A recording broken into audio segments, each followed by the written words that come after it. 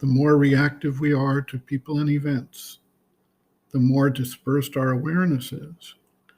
And this draws away from the ability of the practitioner of the yoga to create and maintain the inner connection to the spiritual force that is pressing to manifest the next phase of the evolutionary development.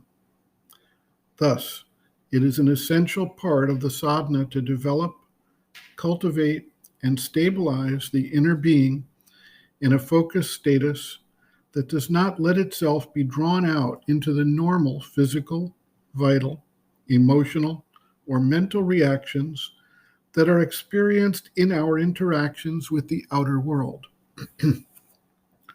This does not imply that we do not participate in the actions in the world, but that the participation is driven by the inner being, which remains in constant touch with and tuned to the needs of the spiritual purpose and development. One of the major methods used to do this is the inward separation of the witness from the doer in the being.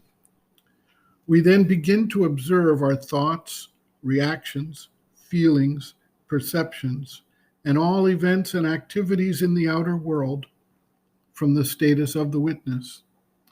With this standpoint, one can remain inwardly calm and dedicated, regardless of what is taking place externally.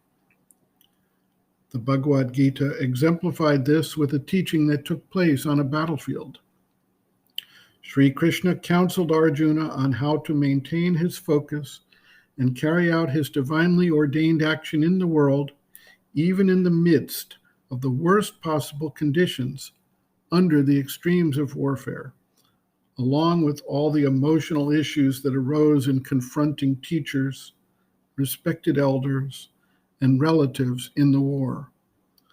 The Gita provides an allegory for the inner struggles that we face in all circumstances of life, and provides a comprehensive outline of how to achieve the poise needed to shift from the human to the divine standpoint in one's interactions in the world. Sri Aurobindo observes, quote, "The inner spiritual progress does not depend on outer conditions so much as in the way we react to them from within. That has always been the ultimate verdict of spiritual experience. It is why we insist on taking the right attitude and persisting in it, on an inner state not dependent on outer circumstances, a state of equality and calm, if it cannot be at once of inner happiness, on going more and more within and looking from within outwards, instead of living in the surface mind, which is always at the mercy of the shocks and blows of life. It is only from that inner state that one can be stronger than life and its disturbing forces and hope to conquer. To remain quiet within, firm in the will to go through, refusing to be disturbed or discouraged by difficulties or fluctuations, that is one of the first things to be learned in the path. To do otherwise is to encourage the instability of consciousness, the difficulty of keeping experience of which you complain. It is only if you keep quiet and steady within that the lines of experience can go on with some steadiness, though they are never without periods of interruption and fluctuation. But these, if properly treated, can then become periods of assimilation and exhaustion of difficulty rather than denials of sadhana.